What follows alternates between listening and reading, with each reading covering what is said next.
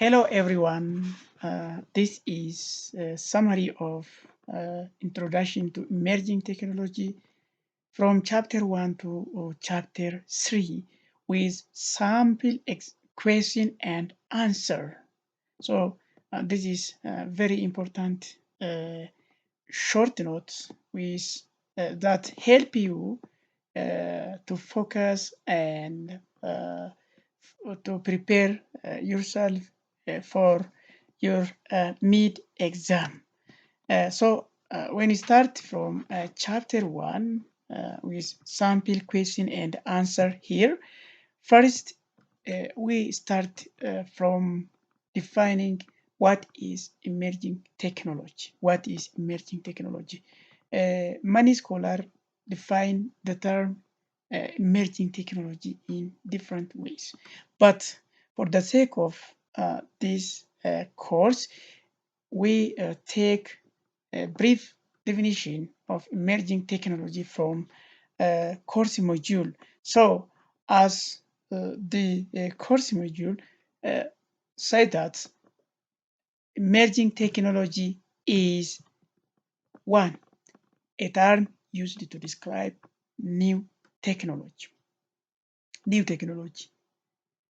Not only this, but also emerging technology also focus on the continuing development of an existing technology, improving, enhancing the existing technology. Also, there's a concepts and related definition of emerging technology.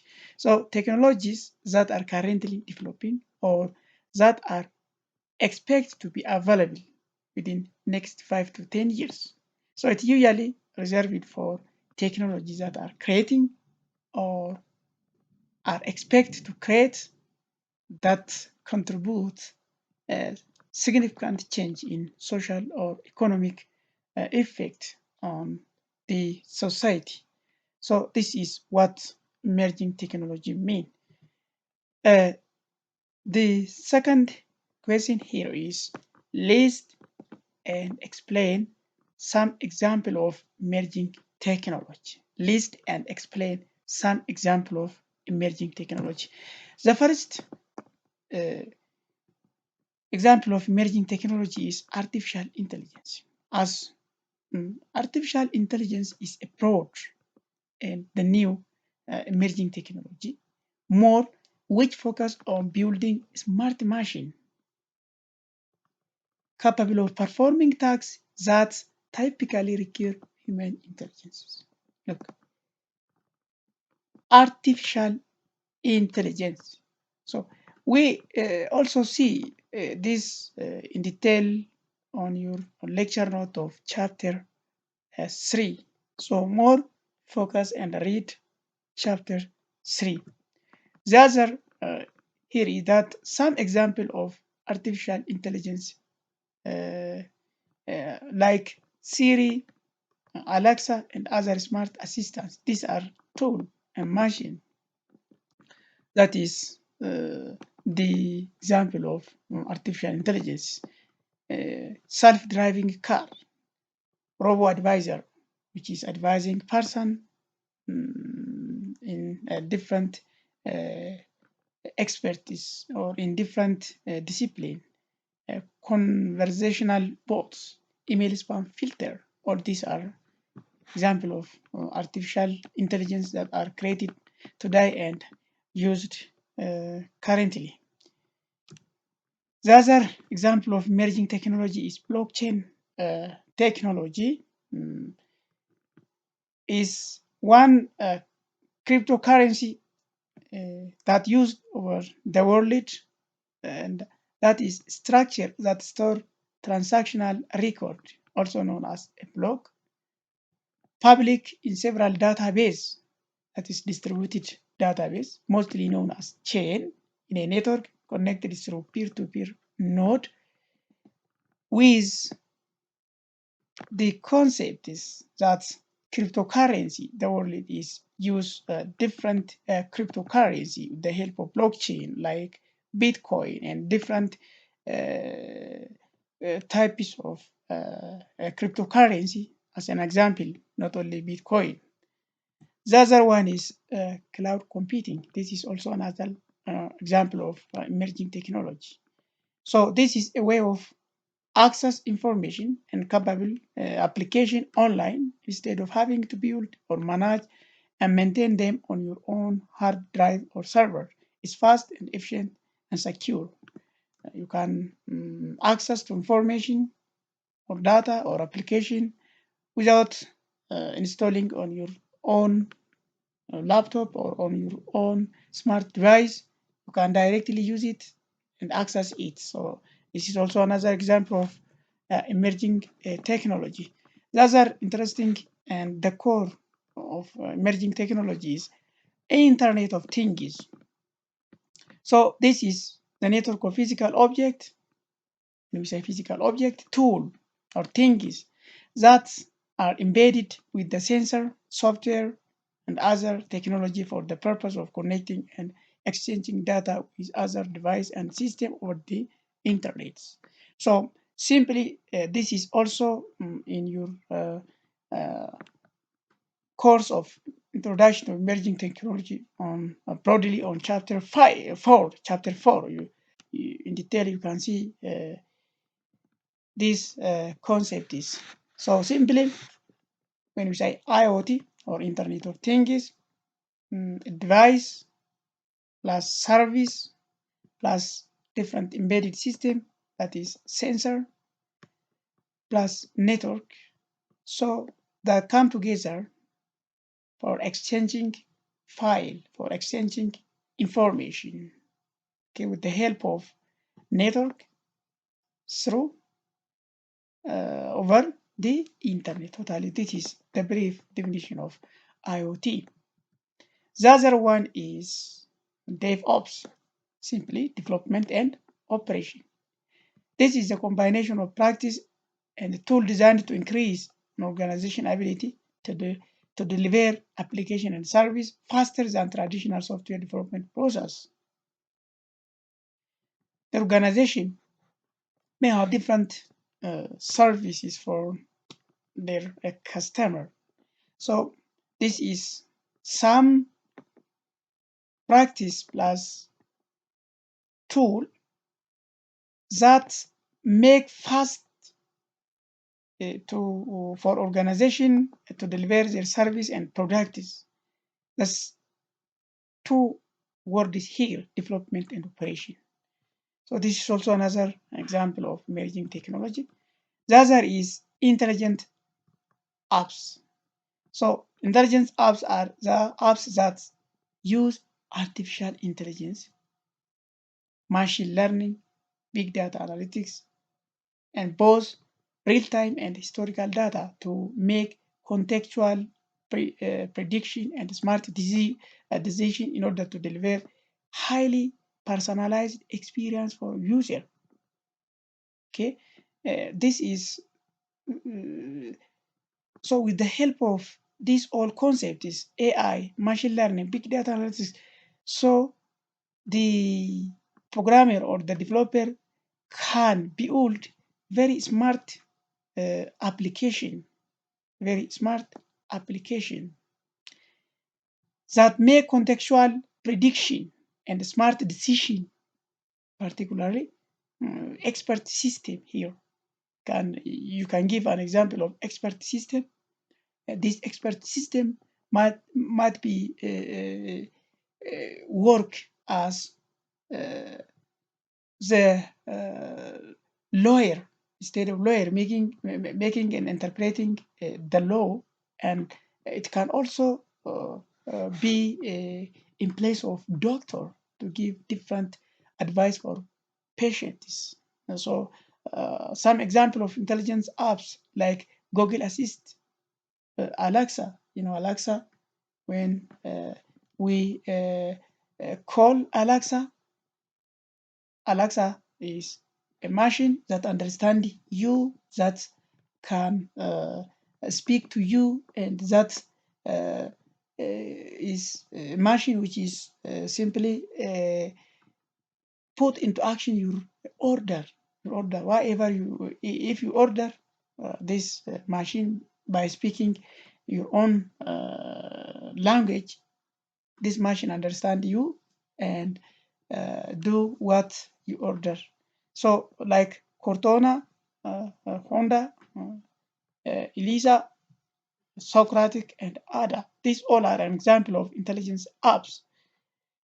Uh, the other one is augmented reality and virtual reality. This is also another emerging technology. So these two very important emerging technology we'll see in chapter 5. But now is one example of emerging technology. So augmented reality, simply defined as enhanced version of reality created by the user of technology to add digital information on image of something. So adding some information, digital information, uh, by taking the real image, simply augmented reality. AR is used in apps for smartphone and tablet. Different can find this application on your smartphone and tablet. The other one is virtual reality. The use of computer technology to create a simulated environments. Okay, when we say simulated environment, really the user is assumed to be in that environment, and that environment is simulated as different parts of the world, particularly virtual reality and augmented reality used in a film industry to simulate, to code being as a person somewhere in the world, somewhere in the world. So this tool or terminology is broadly in chapter. As you will see this two example of emerging technology. The other is robotic processor automation, RPA. Is a software technology that easy for anyone to use to automate digital tasks. So this is particularly designed a software technology that automate different tasks as a digital automate. So when we say tasks, we may have manual recording system, particularly for let us take registration of students. So this software is designed to automate that registration system as digital taxes. So this is also another example of emerging technology. Now, the other here is that summary of industrial revolution. Industrial revolution. So the industrial revolution first it took place and started in England, and then second industrial revolution took place in America. So the second that's why the American industrial revolution is known to be second industrial revolution, more focus on agriculture and the product of agriculture. So let us summarize it as in the following. So first industrial revolution took place and started in 1716. So this is a period of transition to new manufacturing process, that is from hand production method to machine. The second industrial revolution began in 1817. This is also known as technological revolution because many technological uh, changes, many technological product is come to exist, especially widespread pre-existing system, that is telegraph, railroad network is there in second industrial revolution. So the third industrial revolution started in 1915. So this is simply digital electronics replace the mechanical and analog electronics, hence the name given for digital revolution. So finally, in this fourth industrial revolution, this is the period where many concepts, many new concepts like IoT, the concepts of Internet of Things, the concepts of artificial intelligence, the concepts of big data. Generally, industrial revolution is the period that describe technology exists now or currently. So different technology like cyber physical system that control machine and run different machine in industry particularly. So it is also the period where new concepts of computing, many new concepts of computing arrive. So totally it is a period of modern industrial revolution. So you can take as an example robots. You can take an example different expert system. So this is a period, modern period of industrial revolution. So these are brief summary, more can read on your lecture note also. The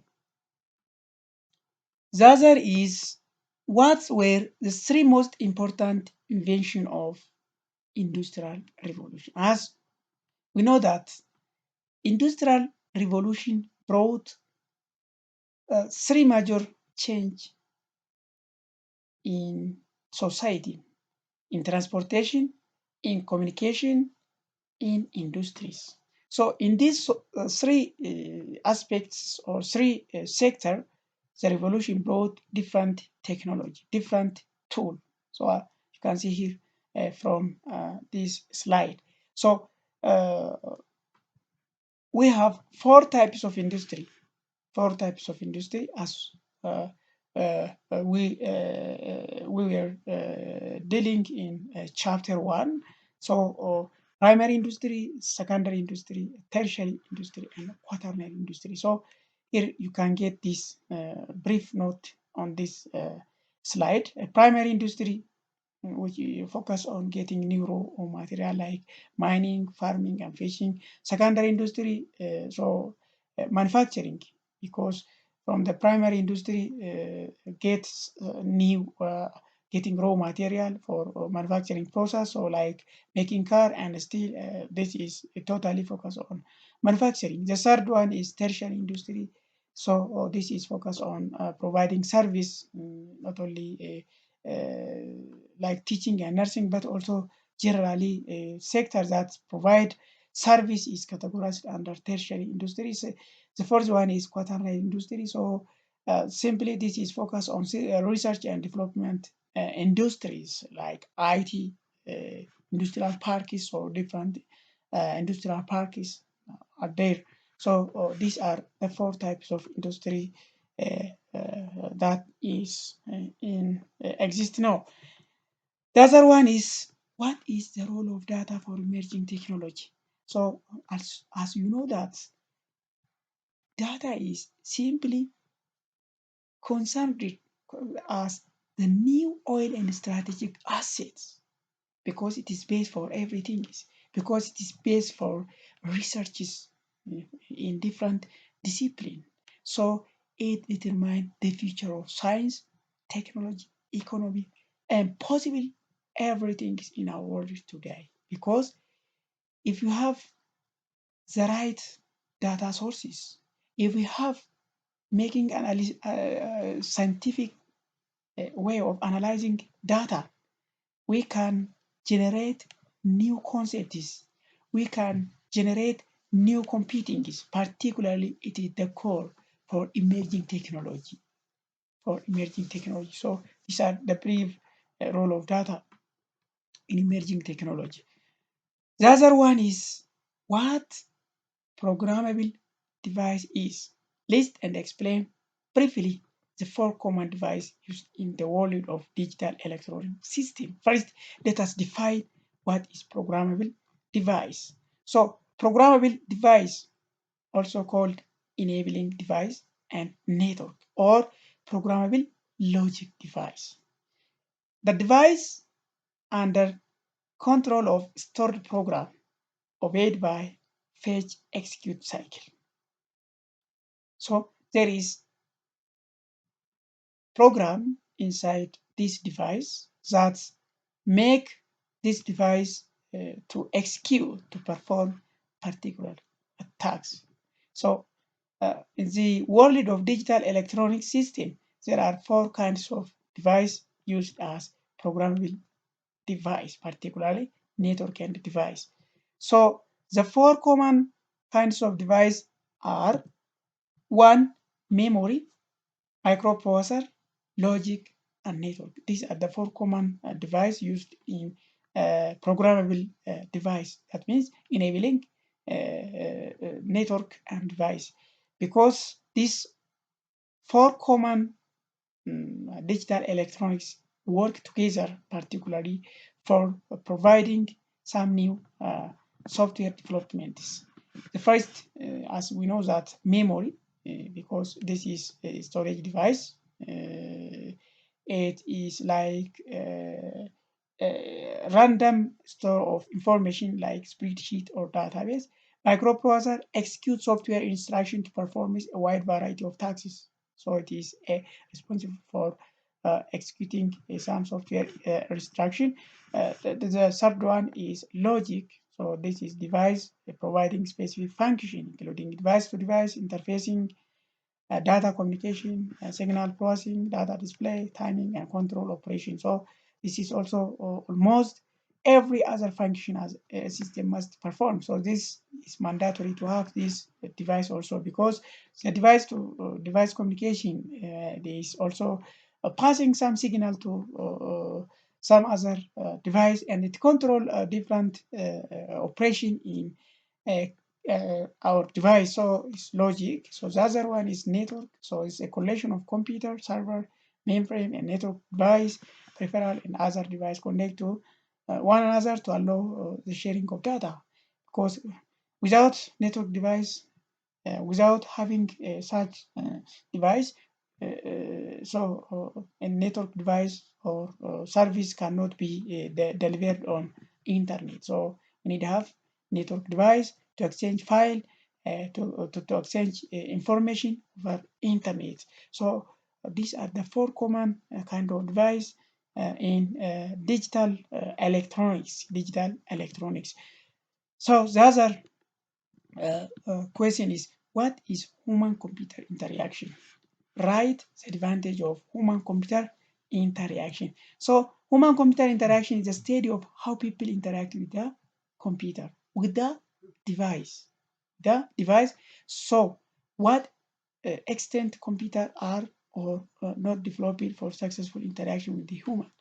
So this is the study how human or how people use the machine, use the device. So the device should be user friendly. The device should be easy to use. So that is studied with the help of the concept of human-computer interaction. So a significant number of major corporation and academic institutions now study human-computer interaction, because their aim is to design a machine or a tool or a device that is easy to use. You can take your smartphone as an example.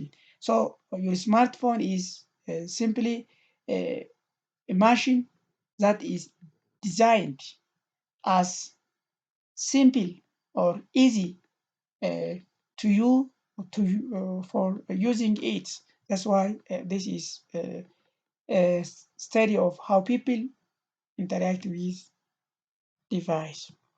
So some advantages of human computer interaction: one is simplicity, easy of deployment and operation, because there are user manual within a developed tool. Cost saving for smaller setup, because everything is there within the device. The setup is user manual. It also reduces solution design time. Integration complexity. It also reduces this integration complexity. So this, not only this, but also many advantages of human-computer interaction. Uh, Thank you very much. These are brief summary of chapter 1. Please focus on your lecture note and have as a summary of chapter 1. This also, then let us continue with some brief summary and sample question and answer of chapter 2, that is uh, data science. So what is data science and why it is important? Look, data science is a process that empower better business decision making is through interpreting, modeling, and deployment of data. We say that data is the new oil and the strategic assets in any field of study. So that interpreting, modeling, and deployment focus on data science. It study on how we interpret, how we model, and how we analysis data. This helps in visualizing data that is understandable for business stakeholder to build future roadmap and trajectories. Look, in order to making the right decision, in order to arrive on new discovery, data should be go through all necessary step of scientific steps to conduct this data analysis. So all this is studied as a concept data science, a science which study, science which deal with how to interpret, modeling, and the deployment of data. So why it is important? It helps in visualizing data that is understandable for business stakeholder to build future roadmap and trajectories. Trajectories. Look, this is why what is data science and why it is important. So now let us define what is metadata. Metadata. Metadata is data about data used to provide additional information about a specific set of data. Brief definition. This is the brief definition of what is metadata. What is data value chain? Right? Briefly, a series of steps needed to generate value and useful insight from data. So there are 5 stages of data value chain we'll see here in order to make and interpret, make decision, the right decision which helps a business to increase their ability to decide and making decision. Five stage of 5 step of data value chain are there. So it introduced to describe the information flow within a big data system. Look, information flow within a big data system, simply called as data value chain. So 5 stage of data value chain: data acquisition, data analysis, data creation, data storage, and data usage. Please focus on your lecture note of chapter 2. So what is big data? Write the main characteristics of big data. So as we define in our lecture note, big data is a large data set that is so large and complex. It become difficult to process using on-hand database management tool or traditional data processing application because the data is so large and complex, so you cannot handle it in traditional data processing ways. So we need the other new data storage tool and application like cloud computing, like Hadoop. This is a software. So like no SQL tool. All these are used to handle this large volume of data. So five V's characteristics of big data is described. You can see from this picture: veracity, volume, variety, value, and velocity. These are the five V's, five characteristics of big data. So see their definition of each five V's characteristics of big data. Uh, Now, what is Hadoop? Explain briefly the four key characteristics of Hadoop. So simply, uh, Hadoop is an open source framework, a tool that is used to handle big data. Software that is open source framework intended to make interaction with big data and handle them properly. So this is simple definition of Hadoop. Four key characteristics of Hadoop: economical, reliable, scalable, and flexibility. These are the four key characteristics of Hadoop.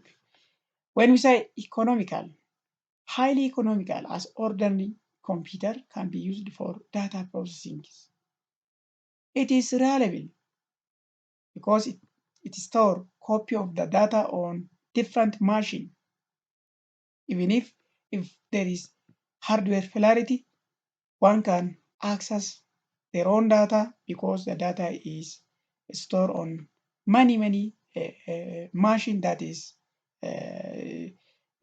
distributed, that so distributed system, because if one uh, hardware is failure, you can find your data on the other machine. The other is scalable. This is easy scalable both horizontally and vertically, because a few extra nodes help in scaling up the frameworks. You can easily access data. The other is flexibility. So this is the other additional four key characteristics of Hadoop, which is used to store as much as different data type like structured and structured data as you need to, and decide to use them. So these are the four key characteristics of Hadoop. So these are the components of Hadoop. So as matching, so try to answer this. It is important for you. So the answer here, you can look here from your this slide. So thank you very much. This is chapter 2, brief and sample example of chapter 2. So please try to compare this question and also try to read lecture note of chapter 2 also. Now let us proceed with chapter 3, sample question and answer. First, what is AI or artificial intelligence? Give application area of AI. Now let us define, as we also define it on our lecture note of chapter 3. The word artificial intelligence or AI consists of two words: artificial and intelligence. Artificial means man-made. Intelligence means thinking power. So AI or artificial intelligence means man-made thinking power. Man-made thinking power. Simply, some application area of AI: autonomous vehicle, medical diagnosis, creating artists, proving mathematical theorem, playing game, searching engine, image recognition in photography. These are some application area of AI. When we say AI, simply designing expert system, building smart device using different tool and platforms. So these are what AI mean. How artificial intelligence, machine learning, and deep learning differ from each other. Artificial intelligence means it consists two very uh, related concepts. So AI equal to machine learning plus deep learning. But these all three concepts is differ from each other. Let us see. Can understand the difference between these interrelated concepts. First, artificial intelligence. So the word artificial intelligence first coined by Johann McCarthy in 1956, but machine learning was coined by Arthur Samuel in 1959 after the coming of artificial intelligence. Deep learning was first coined by Igor Azenberg in 2000. So this three term also coined by different scholar in different year. So artificial intelligence is a technology that is used to create intelligent machine that can mimic human behavior, that can what emulate, that can think as a human after the human behavior is uh, what collected data, then the machine is trained and then it mimic human behavior. Like you can take Sophia, humanoid robot. So machine learning is a subset of AI, one part of artificial intelligence that learn from past data and experience.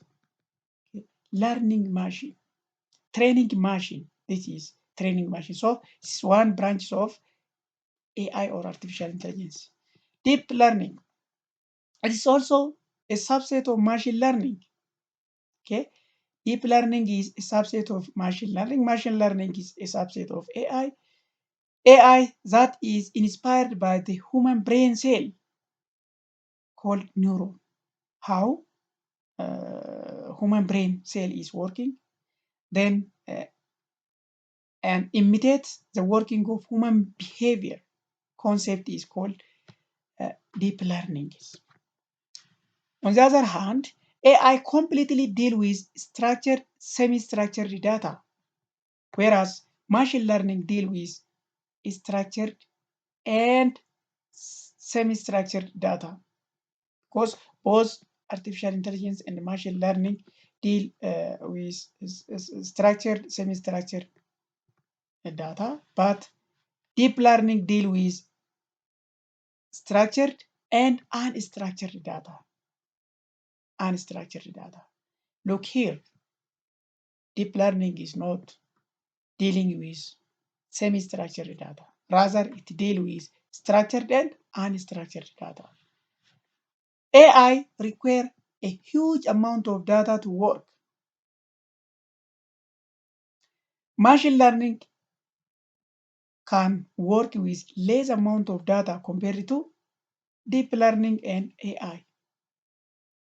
Deep learning require huge amount of data compared to machine learning. Both AI and deep learning need huge amount of data to work properly. The goal of AI is to enable the machine to think without any human intervention because the machine is working in place of people. The machine is act as a human being. The goal of machine learning is to enable the machine to learn from the past experience. After the machine is trained, after the device is trained, then it learns from the past events. It stores past events. So after learnings from the past, and it can perform some particular tasks. The goal of deep learning is to solve the complex problem as a human brain, because we know that our human uh, brain consists of three main parts. As a machine consists, as a computer consists of three main parties. So emulating this, how human brain working, then the concepts of deep learning is introduced.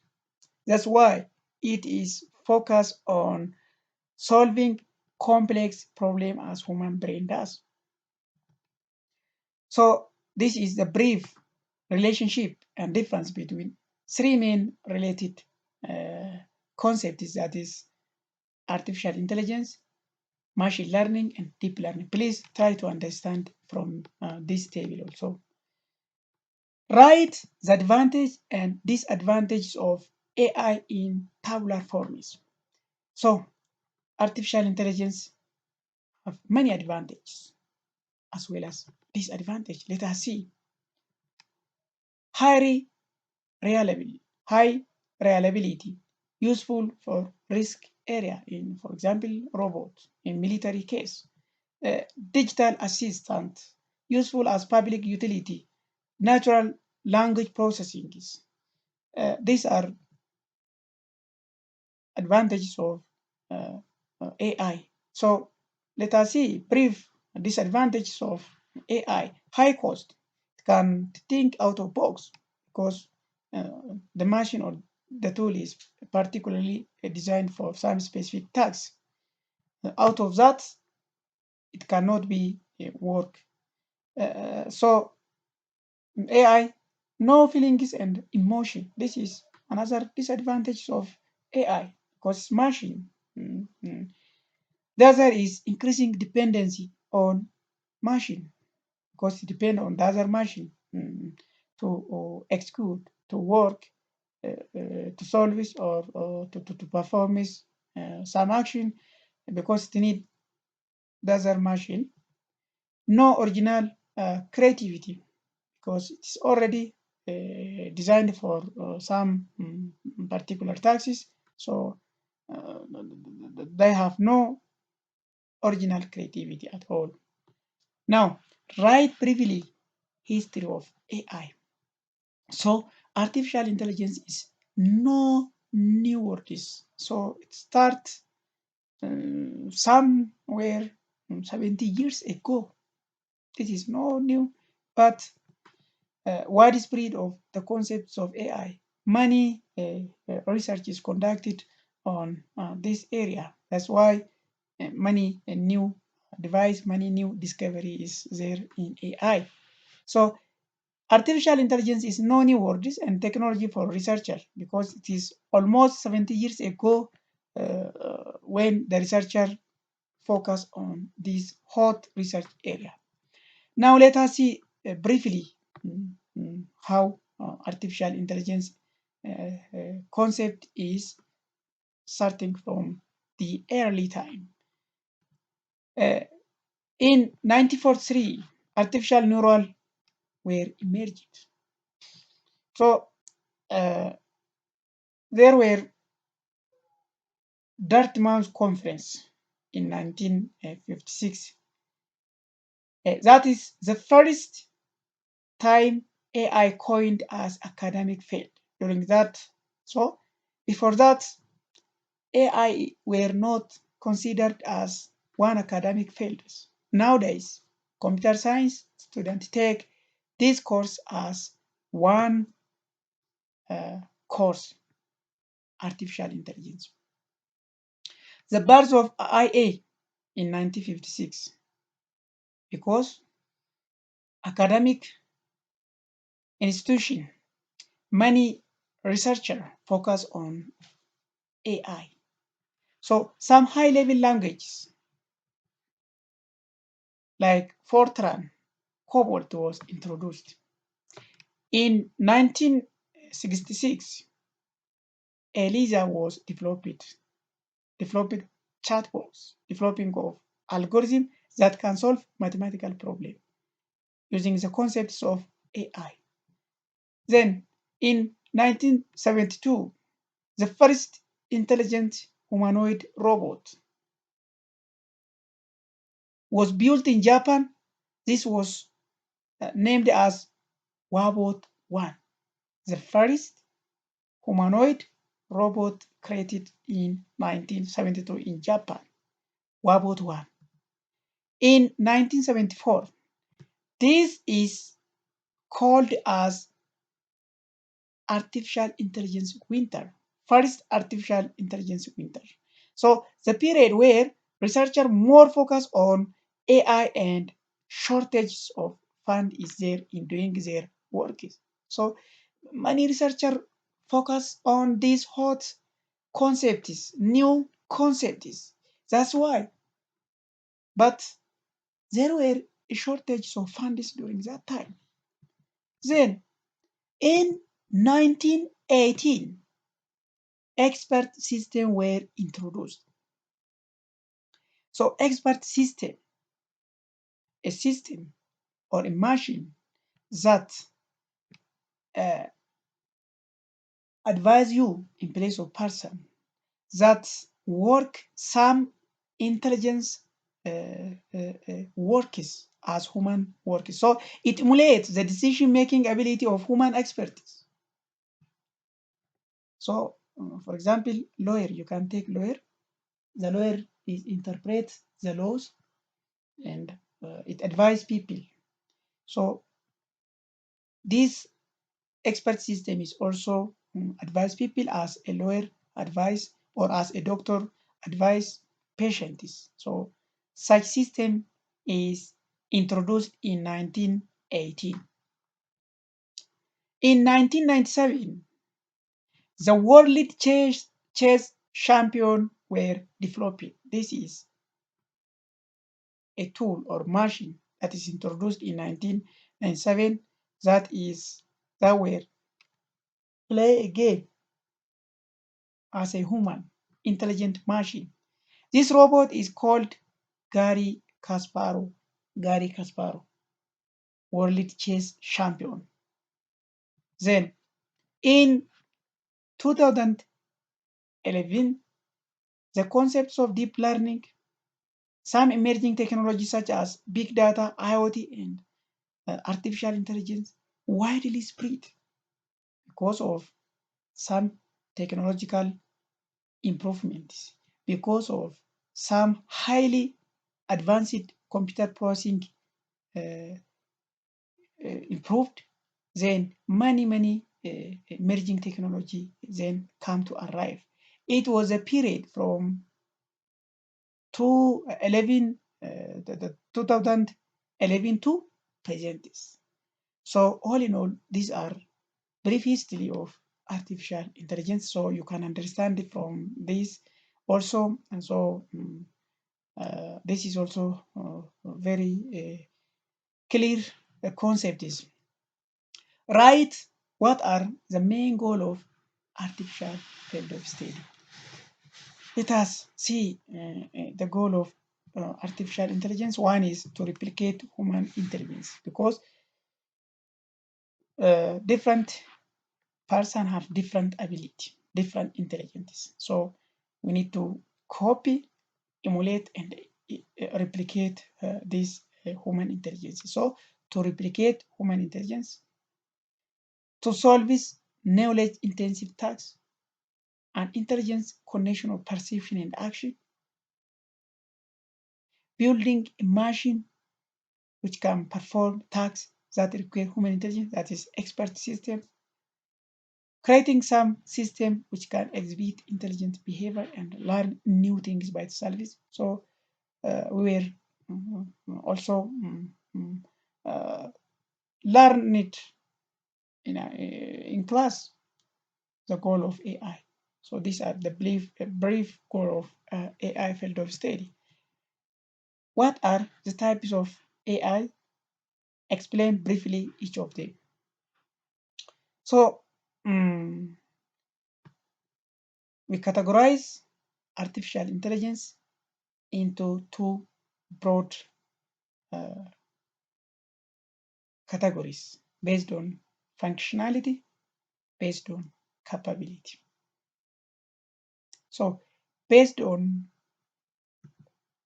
artificial intelligence can be divided into different types on the basis of capability and functionality. So, two major criteria here to categorize the concepts uh, of artificial intelligence. So, one is based on capability. So, based on capability, we have three types of artificial intelligence. One is weak AI or narrow AI. So, these types of uh, AI is particularly designed for particular tasks. That's why it's dedicated task. Siri is an example of weak AI. The second one is general AI.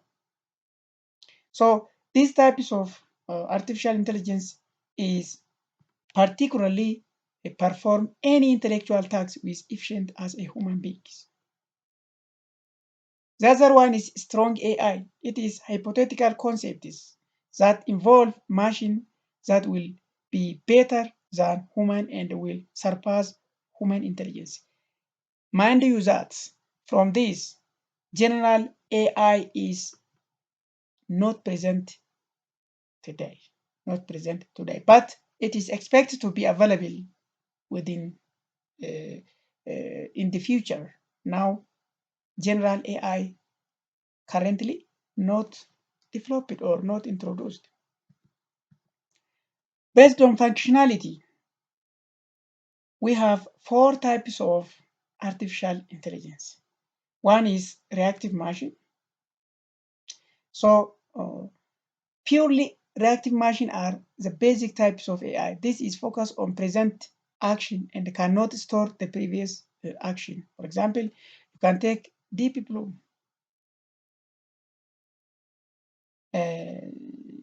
Because it focus on present action rather than in previous action. It cannot be stored the last events, but it focus current activities, current action that took place within a machine. So, as example, deep blue. Limited memory. This is also the second type of AI based on functionality. So, as the name suggests that it can store the past data or experience for limited duration of time. For example, self-driving car can take as an example of limited memory artificial intelligence. A theory of mind. It is the advanced AI that is capable of understanding human emotion, people, and in the real world. We have no such currently we have no such types of machine, but maybe in the future this kinds of artificial intelligence may be introduced. The other one is self-awareness AI. Is the future of artificial intelligence that will have their own conscious emotion and similar to a human. So these are based on functionality. We have four types of AI. So you can understand, and you can also read on your lecture note. Lecture note. Please focus on your lecture note as well as these some example, some sample question and answer on this slide also. What are the type of machine learning? We have, you know that machine learning and deep learning is one component, the core components of artificial intelligence. So we saw in detail machine learning. Now let us see the three types of machine learning. The first one is supervised learning. So uh, it is a type of machine learning which the machine need external supervision to learn from the data.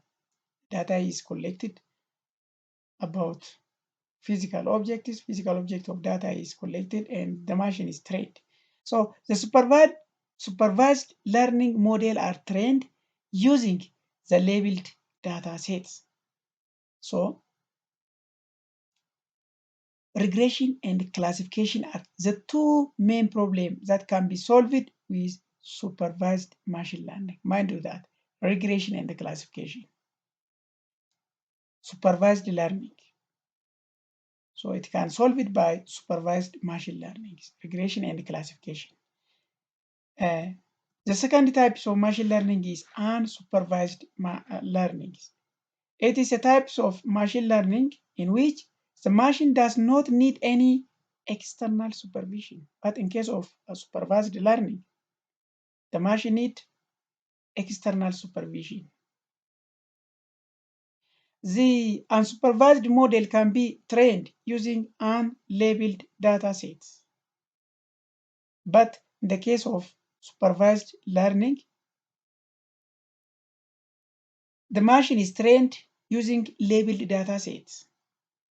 They are used to solve the association and clustering problem. Look, these two, supervised and unsupervised learning, they are different from each other. Particularly, regression and classification are two main problems that is solved by supervised learning. But unsupervised learning is used to solve association and clustering problem. So look and read from this slide. It's clear. The third type of machine learning is reinforcement learning. So these types of machine learning interact with its environment by producing action and learning with the help of feedback. The feedback is given to the agent in the form of reward, such as for each good action, he gets a positive reward, and for each bad action, he gets negative rewards. There is no supervision provided to the agents. Q learning algorithm is used in the reinforcement learning. So we have three types of machine learning. This is the index of chapter 3 sample question and answer. All in all, try to focus on this short note and sample question and answer from chapter 1 to chapter 3. So please focus on your lecture note of chapter 1, chapter 2, and chapter 3, as well as this sampling question and answering for your mid-exam. So your mid-exam is not out of this. Please focus on these two resources. Thank you very much. Have a good time. Keep on reading.